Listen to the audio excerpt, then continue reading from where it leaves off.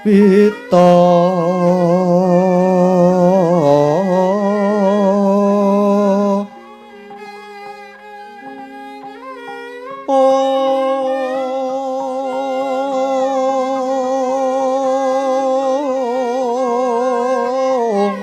karenggiwan putyanira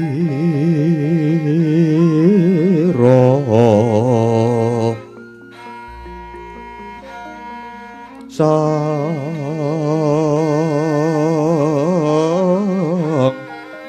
dicara mrengeng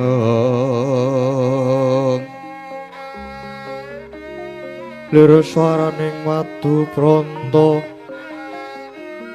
manungsung sarining kembang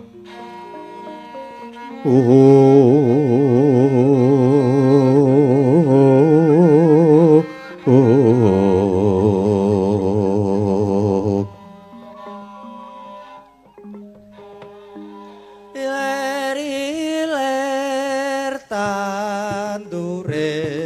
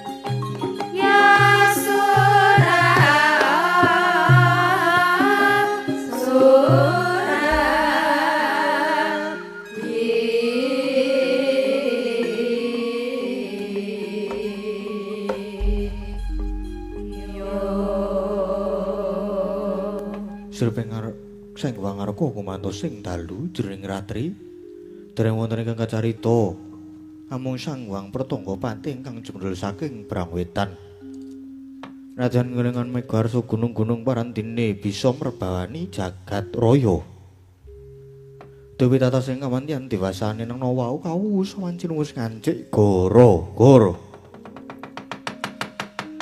Sukramengkara tumpak menda tete kaloba sumawar cita anggara katra buta maesores patimintuna eka twitri catur panca cacapta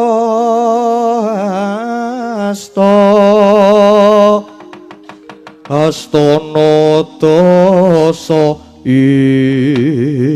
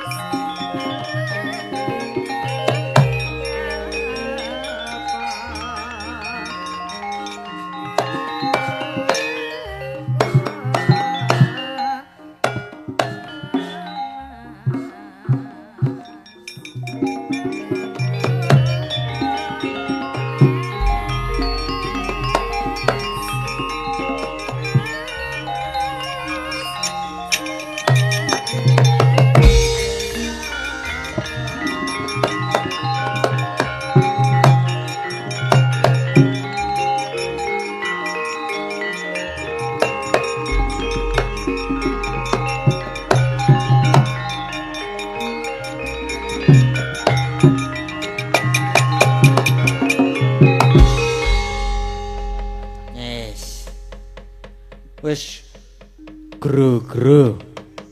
Apa? Gara-gara Kang Gareng. Gara-gara dhewe truk. Iya. Gara-gara legong, gara-gara. Arep ngapa terusane gara-gara? Ayo nembang no. Ha iya ya. Kaya biasane. Lah iya. Nembang apa neng?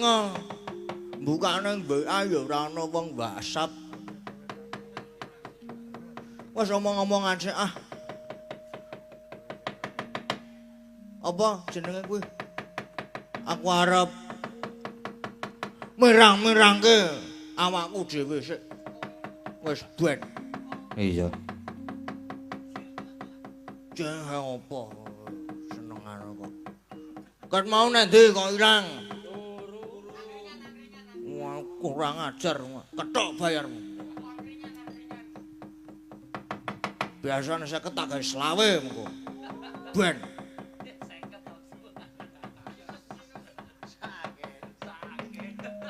Wis aku ora arep duwe rasa mesake nek karo kae.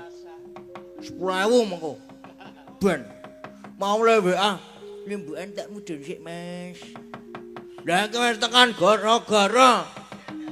Jang apa? Wis ora jegloke nggon tiang kuwi. Kejem e, Gong, kowe, Gong. Men aku ora kejem aku. Apa dikalungi nganu kabel mlicet? Wis tau kowe kesetrum pas turu ki.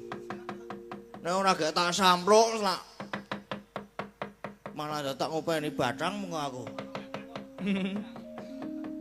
Lah kepiye to, Gong? Lah kowe ya turu. Sadurung turuke masang stop kontak ki wis cuwil. Dadi cuwil separo gak ketok wesi-wesine kae lho. Iya. Terus lah ya disalahke nggon dhuwur sirah. Heeh. Kuwi pokoke ora jaman-jaman kok ngerti. Stop kontak marake kesetrum kok disalahke dhuwur sirah. Iya. Terus apa kaki ndek sirah, Gong? Duwe ya. Lah nek ora ndek sirah tenan, lha omongan kepiye? Iya. Ale raup kepiye? Mana tak nganggo sirahku.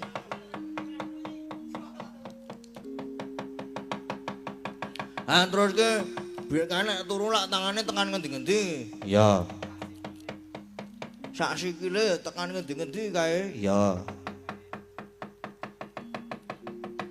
Tangane ki nang dhuwur sirah mumbul ngene iki. Iya, terus lah iki tememplek nang nggon stop kontak. Kejang-kejang kok iya wonge malahan. No wong turu kok malah kejang-kejang. Ngene iki terus ngene iki suwe banget ya to. Terus tak sampluk tangane. Kowe iki ngopo? Wo kesetrum ding kowe ya. Lungguh sik, lungguh karo ketap-ketip ketok ngene-ngene iki mingan. Ketap-ketip. Terus gluduk turu meneh. Nek karepku ki ya gluduk terus semaput ngono kuwi kok malah ya malah iso turu meneh. Lah iya. Lah ya syukur Kang wis kena dienggo hiburan nang omah heeh. Hiburan apa? Nek turu gasi ora jamak-jamak. Anggere ngejaki apa-apa ora sembodo. Lah kepiye to? Tau ngejak nonton film. Nyolong laptop, ya nyolong laptop nggo buka film. Ki film tenan ora film sing anu. Nah, terus buka film. Lagi wiwit kok wis micek. Lah ya kurang ajar.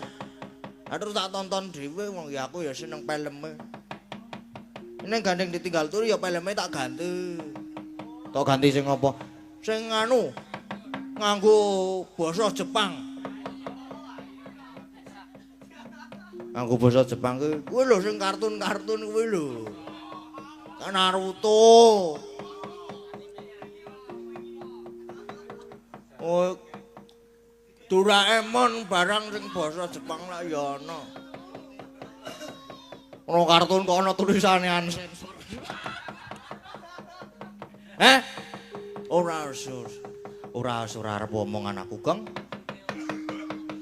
Swanana ngendi? Swanana Karangasem B. B dan A. Oh iya. Acarane bersih dusun. Iya. ana susunan panitia bersih dusun Karangasem B. Wayangan tahun 2027 lho. 26. Heeh, mbok diwaca Gong kuwi, Gong. Ke enten penasehat Bapak Muryadi, penanggung jawabe Bapak Sunarman, terus ketuane Bapak Wahidi SH. Ya, terus ketuane sing nomor 2 ana Bapak Ngatijan SPD. Terus sekretaris sapa Kang sekretaris apa? Apa kuwi mau sekretaris? Sekretaris ana Bapak Suwasto, terus Bapak Mujiarto SIP lho. Terus bendaharane enten Bapak Sukendro, terus Bapak Sandrianto. Ya. Terus pembawa acarane. Pembawa acara barang. Oh iya no. Dan Bapak Samyanto lho iki mau sing pembawa acara ning wayangan. Iya. Koordinator among tamune ana ora, Gong? Ana. Ana Bapak Hartono SPD. Terus Bapak Tarjiyo lho. Iya. Terus wis ana akeh banget. Tulisane 3 lembar. 3 lembar kok sing tok pajang sak lembar. Ha sing 2 lembar kan nang ngisor. Iya. Wis sedaya panitia mboten saged kula sebataken setunggal moko setunggal. Iya, Kang. Ngaturke panuwun kang tanpa pepindhan. Heeh. Iya, ngono, Kang. Tetembangan, Gong. Tetembangan apa? Tetembangan sing klasik-klasik sing nyemek-nyemek. Sing jinemam. Apa? Jineman. Lah karang N karo M nang nggon keyboard ki cerak to. Sok kleru. Iya. Nek sok kleru ngono nek kowe umpama arep WA si mbahmu wedok terus kowe nganggo basa Indonesia nek kowe nulis jineman kowe kleru dadi jinemam. Terus nek lehmu nulis nenek kuwi sok kleru apa ora? Ya ora, ana jenenge kuwi kan saiki ana teknologi jenenge VN. VN ki apa? VN ki voice note. Voice note ki kalau sing mung dinunul nggon gambar mic. Terus engko karya omongan mengko kekirim ning kono ya iso disetel. Oh, ngono. Ha iya. Jineman ngene iki ben ora ngantuk banting. Pokoke 2 hari iki arep jineman. Iya. Wingi apa, Gong, wingi? Ganti glinding saiki ganti. Saiki jineman kandhek. Apa sing liyane semanut Mbak Anting arep jineman apa? Ayo. Mbak Anting. Raup priyen Mbak Anting?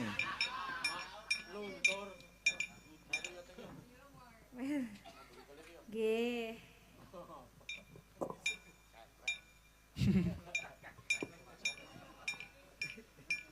Ngejane mburi klir kok arep dikekrek. Kejem.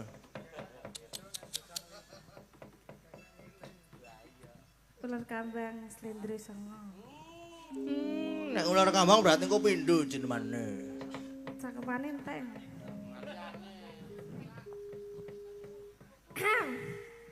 Saya tak ngombe ya. Madang sik ora apa-apa kok, Mbak Anda. Apa arep raup sik ora apa-apa. Ardo sik ya ora apa-apa kok, Mbak Anda. Kowe mburi kono nang kamar mandine ta kowe?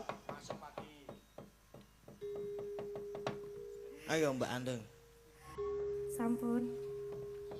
Kok sampun?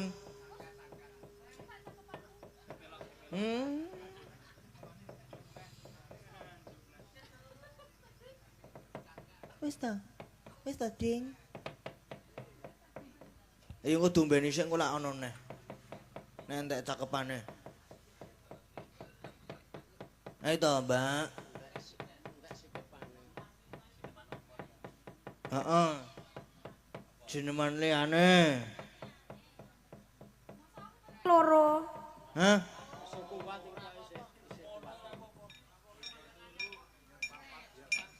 Ora apa-apa ping loro lah durung marem sih. Sik, ya. Pelak. Oke. Aku kok dipeluk foto tuh. Ora diplek foto. Iki dosen lho iki. Apa? Dereng-dereng pangestunipun. Amin. Iya.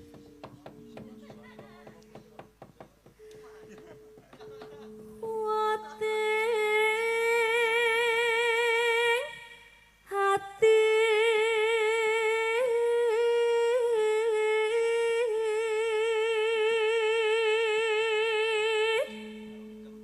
sampun. Wis po.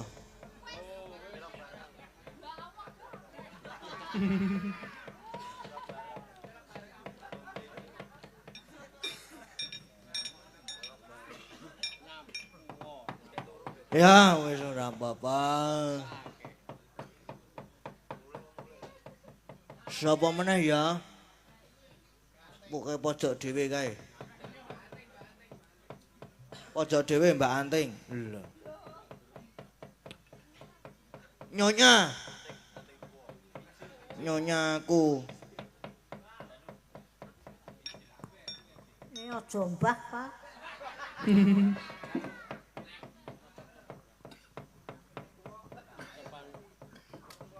Pripun Mas Gading? Kula to pojok. Nggih. Pripun pun nganu? Asam lambungnya pripun? Alhamdulillah. Angsal pamujinipun Mas Gading tambah parah. Bari nek entuk pamuji saka aku ya encen tambah parah. Alhamdulillah pun rada membaik, Mas. Oh nggih. Nggih. Kula nggih pun rada membaik nih. Alhamdulillah kita sesama asam lambung kedah saling menjaga nggih. Nggih. Jaga hati. Nggih. Mula jaga kesehatan. Nggih, siap. Nggih. Ampun nganu. Ampun sok maam kompor nggih. Anu gorengan. Oh, mboten nek kompor atos. Ya terus napa sik empuk? Empuk nggih bantal.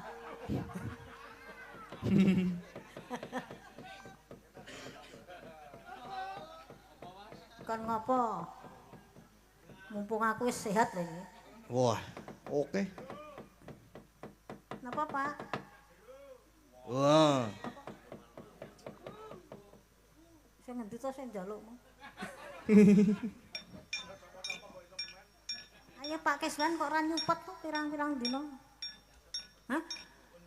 Asam lambung. Kok kabeh-kabeh terus asam lambung. Rujak jeruk 150. Oke.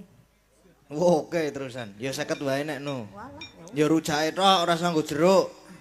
kecut aku seneng nggon ruke jeruk ya. Jeruk senenge.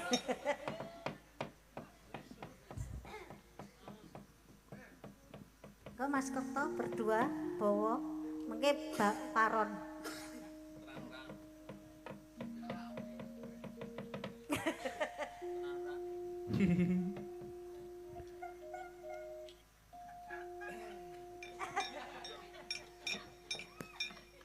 Kalih Mas Katma nggih Mas Gading. Oh, oke. Bawane. Bedak drandang entang-entang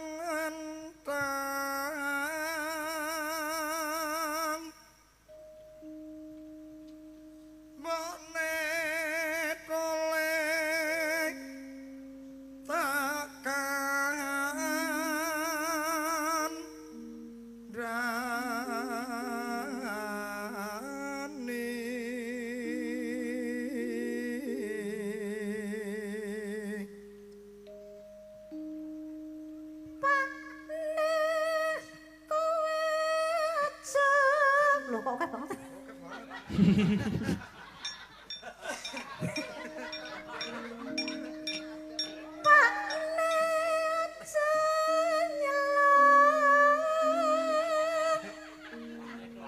Kedawan ya.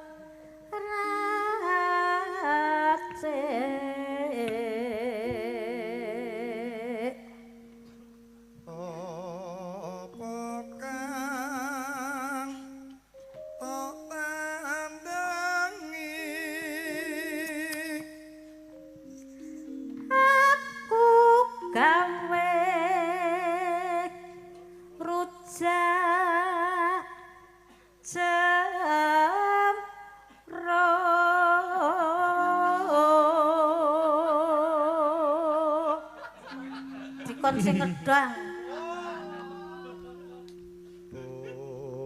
Bumbune kuwi apa?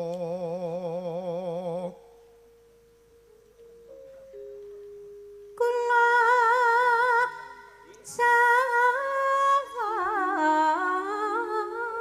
lombok terasi senengane do kanggo dolanan wong tuwa kleru aku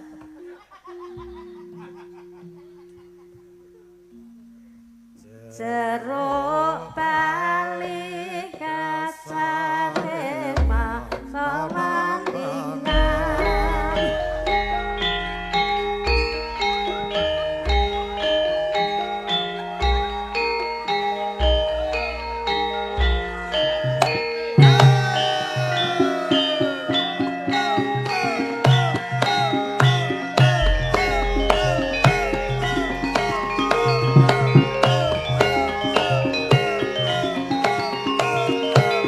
Totor.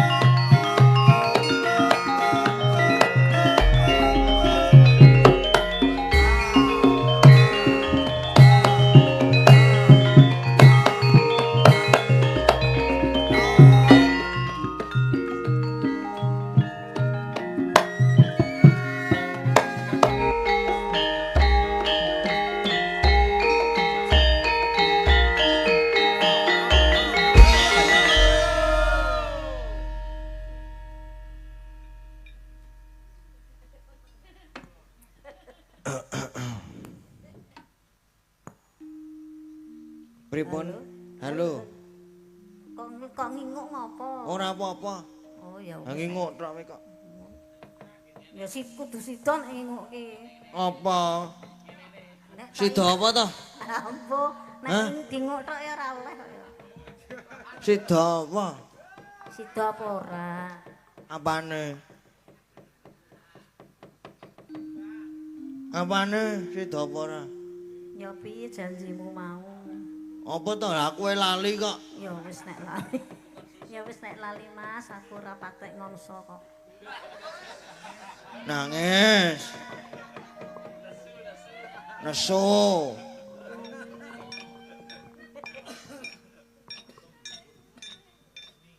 Nggih. 150.000. Iki kepiye iki terusan iki?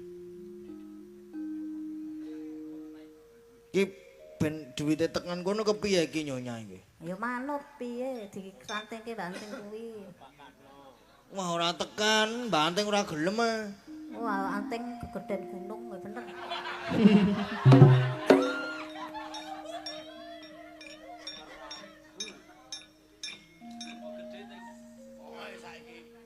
Sini. Saya harus ke situ. Ke situ ya. Haruskah saya ke sana? Iya. Oke. Sini Nyonya. Oke. Iyalah loro-loro tak lewangi. Mending mergodit 150. Ya ben mari. Ayo. Aku arti kowe kok, Ban. Ben ra apa-apa ngongso. Wong nibani kon bayar 50. Mau Pak nganu mau. Joget sik. Alon-alon joget sik. Sesuai ringan.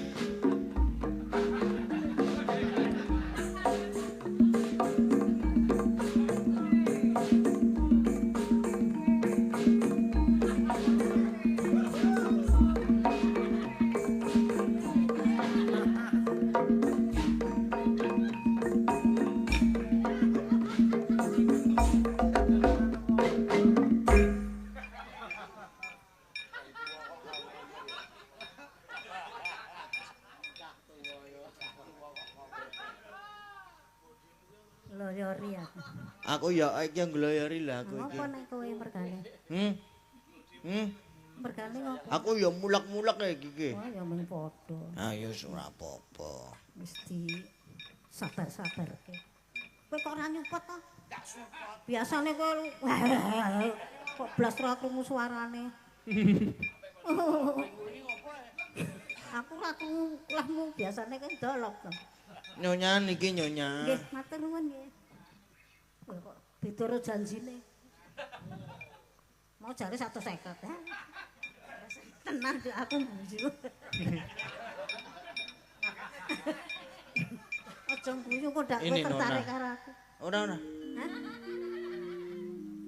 Wes? Hah? Ayo wes. Nuwun nggih Mas Gading. Wis 50 dijolke 100. Jolke sapa? Tak ijoli 100 ning joget meneh. Ya.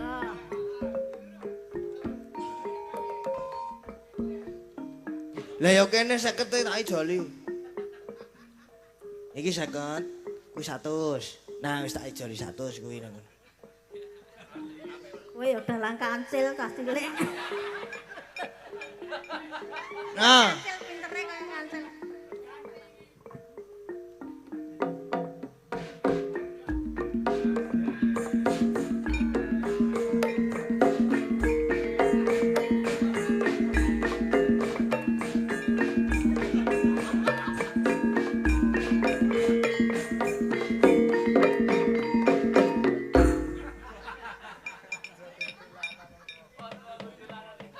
wong tuwa nggo dolanan gong ora apa-apa seneng aku. Nek ora nggo dolanan kuwi nganu malahan rugi. Oh ya seneng gong. Asik kalian nonton ki. Iya. Nembang meneh no. Masa ya wis. Wis ana mbang. Mae nete. Mak. Nggih, pripun Mas? Pripun? Nembang-nembang mae. Napa niki? Nderek. Sing penting enten dangdute slow. Apa ya? Manut kula nderek. Ora ngira. Ora ngira. Nggih. Nggih mboten napa-napa. Kali jumeneng mboten. Mboten. Enggak mawon. Mungkin ndak kon joget jenengan kelangan duit melih. Ora kok. Mboten enggak mawon. Nggih. Monggo mae.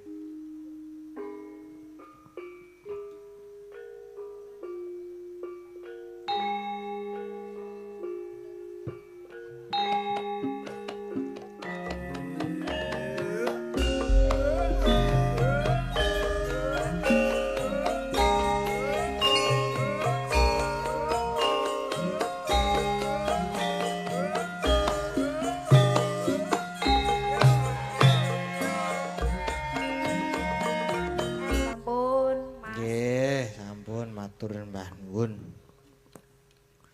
Wah, saiki mung kari sing gayeng iki, Gong. Ah iya. Sing gayeng apa, Truk? Sak karepmu, Truk. Oh iya. Sing gayeng ana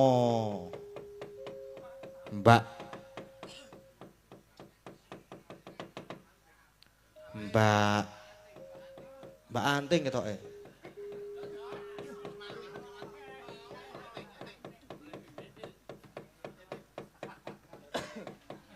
Yes.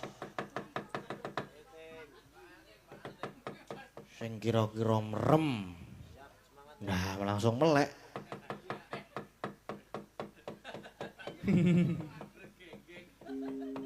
Sing kira-kira merem.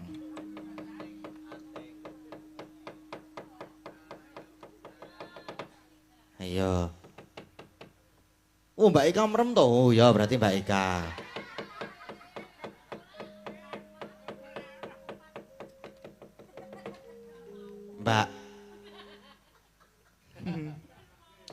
Mbak Ika karo Mbak Orisa.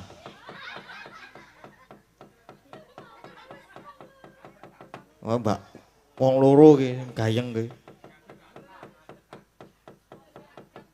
Nek wong loro iki kudu ngadeg. Gak gelem bayar apa? Hah? Bayar. Oh, oh. Ya. Ayo sa, golek Kok duit. njaluk sigun. Wes tahu. Hah? Wes Abalane neh.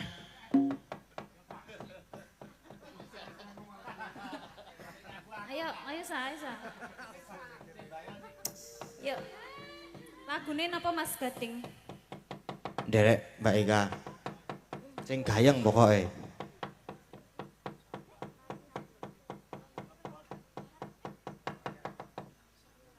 Ludiak ceglong.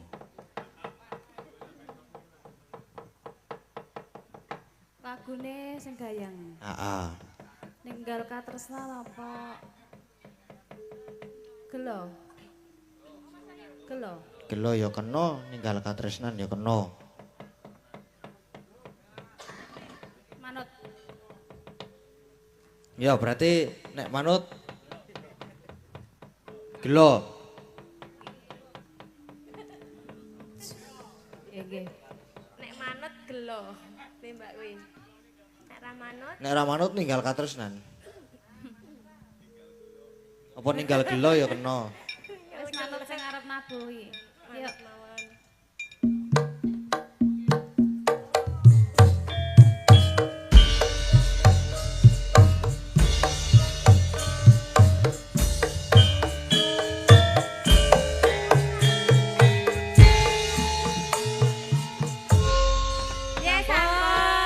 Nggih, sampun matur sembah nuwun.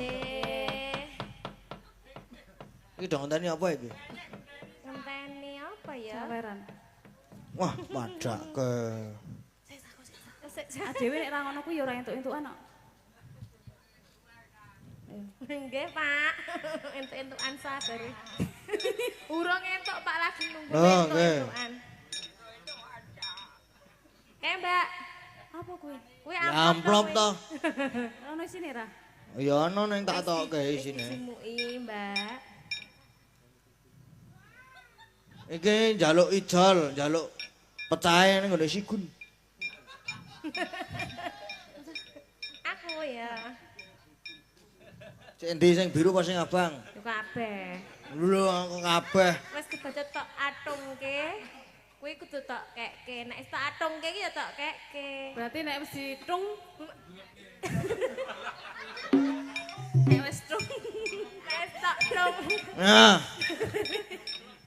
Iki tak wis. tombo. Heeh. Nanggung banget to kuwi. Siji biru siji abang. Wis ta? Wis. Wis tak ngetungke meneh. Ora. Oh tak tungke kaget. Ora kaget aku. Wis kulino. Nggih, matur nuwun. Nggih, sami-sami. Makasih ya, Mas. Nggih. Lah mau transfer kok ngene Mbak Ayu kok. Asesi gara-gara ora ngadeg kok, ora sah. Mau lembukan beda.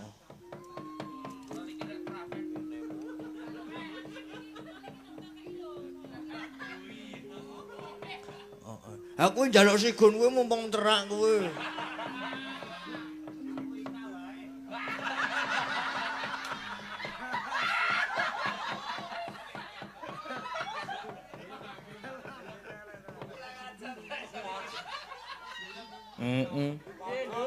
Njaluk sigon ki nggo ngopo?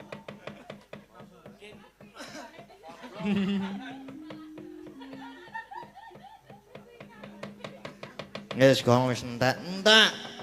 Wis wayahe neruske laku meneh. Iya.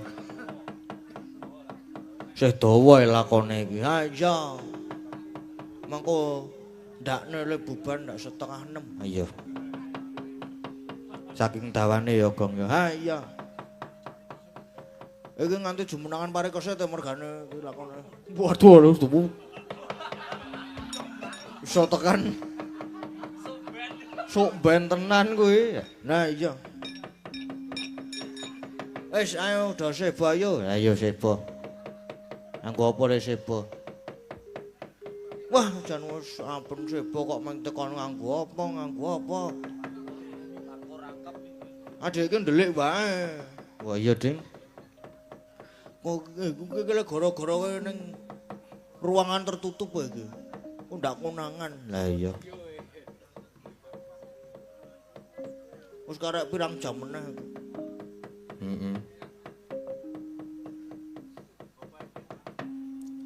Nganggo apa, Truk? Wis manut wae lah. Apa nganggone penake? Arep nganggo sing mau sore ditokke. Nganggo apa? Nggih.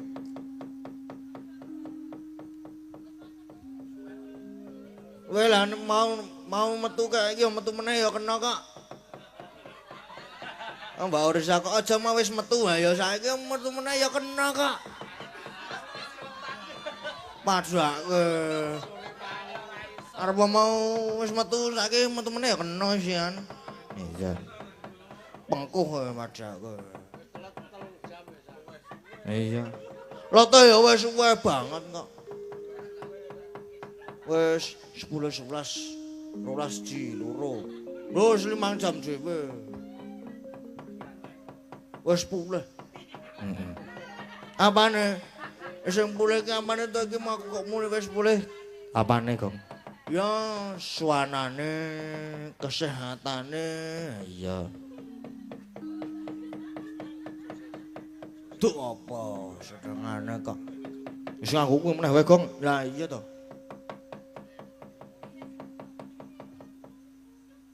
Urine saldo meneh.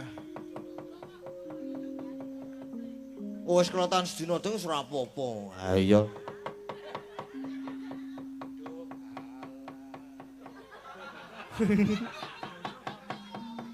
Wis gek do voting bae.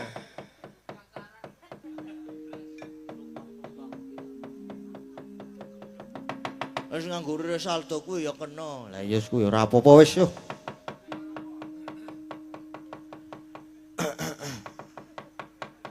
Apa, Kang? Rire saldo. Oh iya. Rire saldo palwanu ting nanu.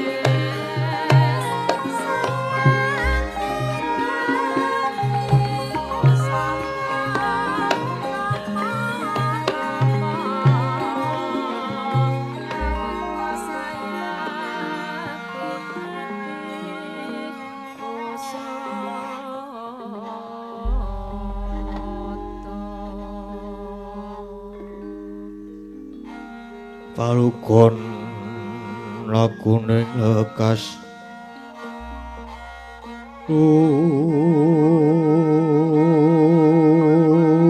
kita yang tinggi hidup kadung atur ngomong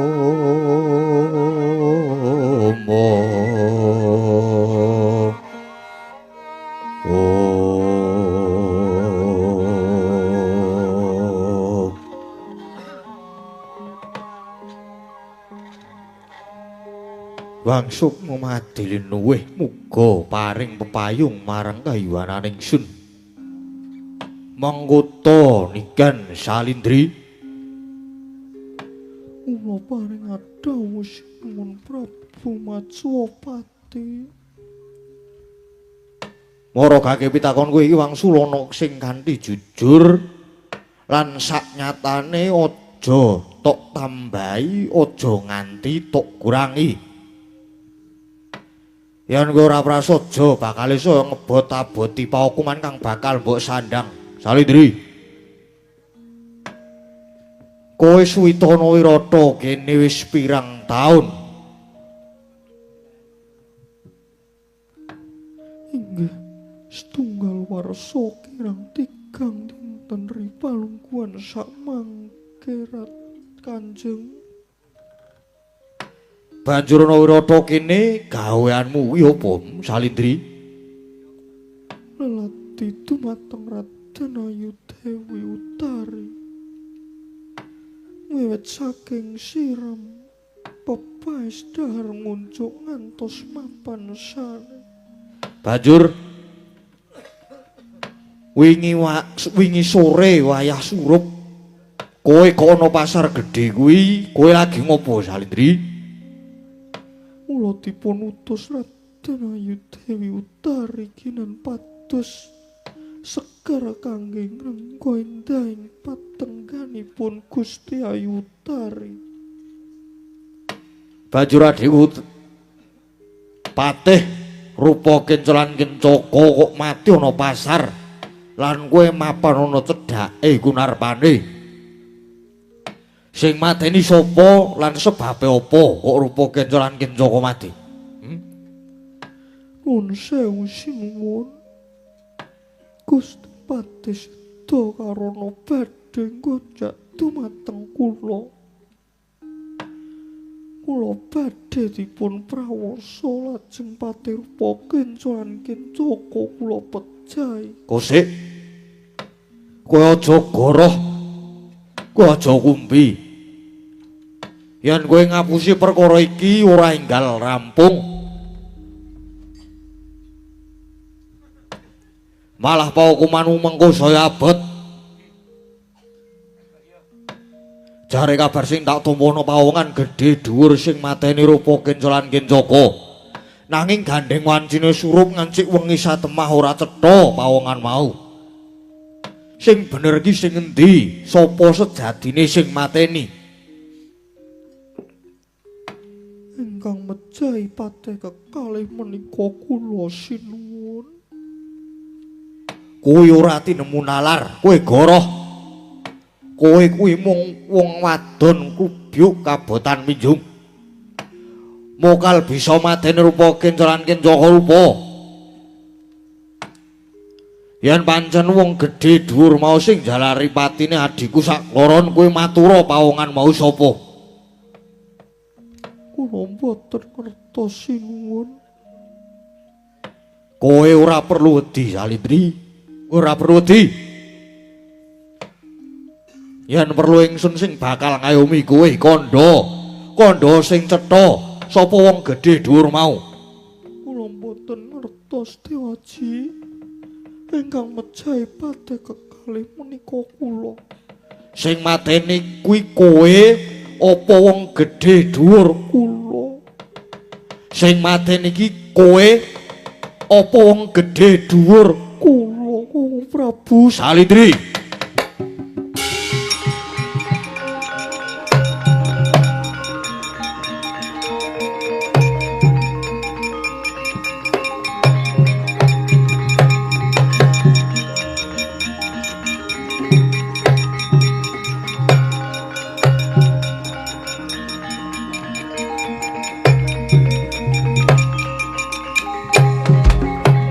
Dadine aku ngeman karo kowe. Aku ngemanan pengen ngayomi karo kowe merga kowe kuwi abdine anakku Utari. Nanging gandeng kowe sing dadaki patine rupa kencolan kencoko aku wis ora bisa apa-apa. Yen pancen kowe mangkon ingsun bakal paring pidana marang Salindri. Sing kudune kowe nampa hukuman pati ning gandeng anakku Utari nyuwun supaya kowe diparingi pangentheng. Mula saka hukum pati tak suda dadi hukum tundung. Kowe tak tundung minggat saka bumi Wirata wiwit dina iki.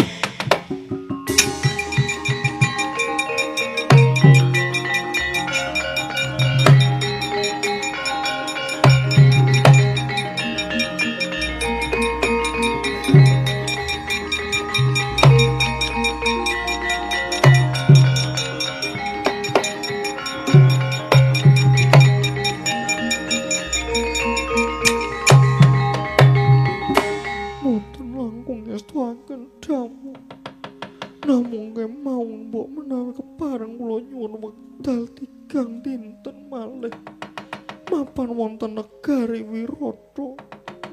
Kula badhe pamit kalian Gusti Ayu Utari. Pamit bakul-bakul peken ageng Wirata. Sisan damel lunas utang kula kalian bakul pasar Wirata. Yo, ingsun paring kelonggar wektu 3 dina. Janji 3 dina kowe ora minggat saka Wirata. Aja takon dosa tak tugel gulumu kowe. Maju kedaton kono. Pamita karo Gustimu Utari, suwe-suwe sepet mripatku nyawang karo dapurmu. Lho.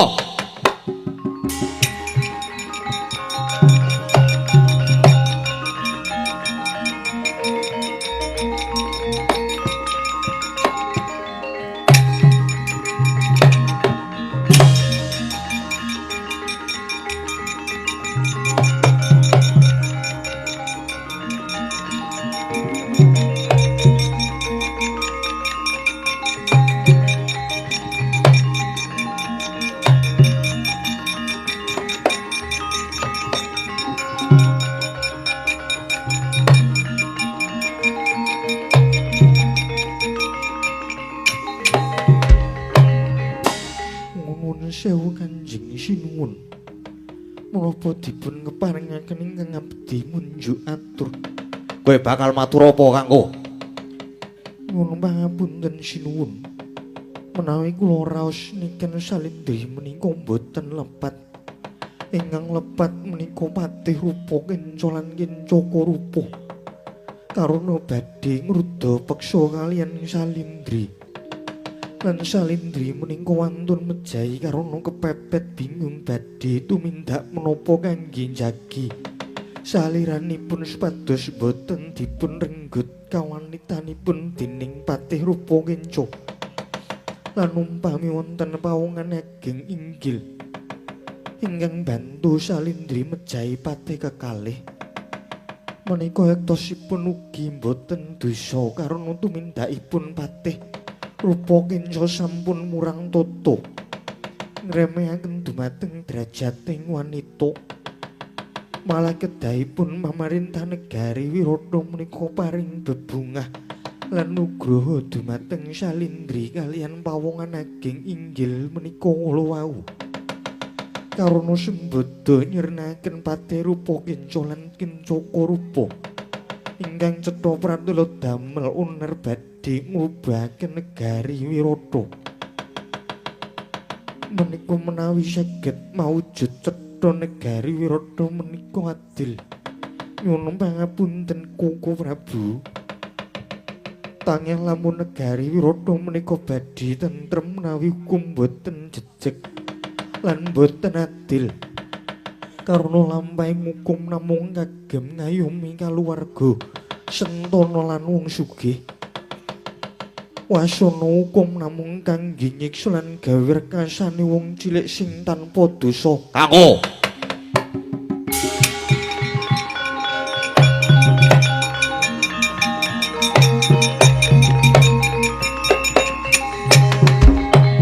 pinter kowe. Tembungmu patut gunemu runtut. Neng emane kowe ora mawas diri. Kowe ora ngilo karo githokmu. Kowe ngerti apa tumrap tata kaprajan? Kowe mudheng apa tumrap hukum lan adil? Kowe iki mung mantri pasar, mung wong sudra sembali parandene jueh. Nolete ucapmu kaya pendhita mejang karo muride. Tembungmu entak rasa iki arep mbelani Salindri. Arep bantu Salindri, kowe arep ngayomi Salindri. Aku tak takon, kowe yen ngayomi Salindri kuwi kowe entuk apa? Kowe entuk apa? Kowe duwe hubungan apa kowe? Kowe duwe hubungan apa karo Salindri? Jujur. Apa Salindri kuwi demenanmu? Kanggo, wangsulana Kanggo.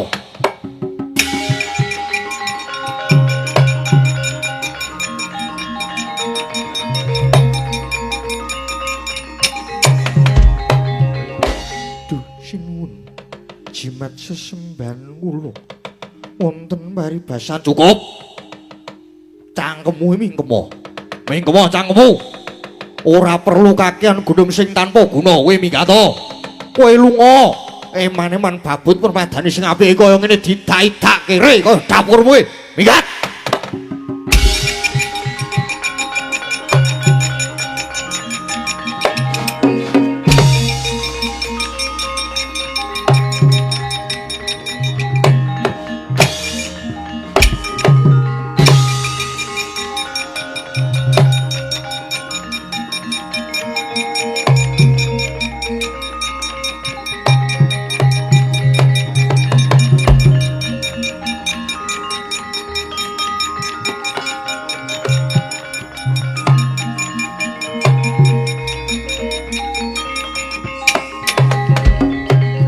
Ora tak tibali munggah pendopo Patih Nirbita. Oh, aduh Sinuwun sewu lepat tadah wadono atur kula samangke.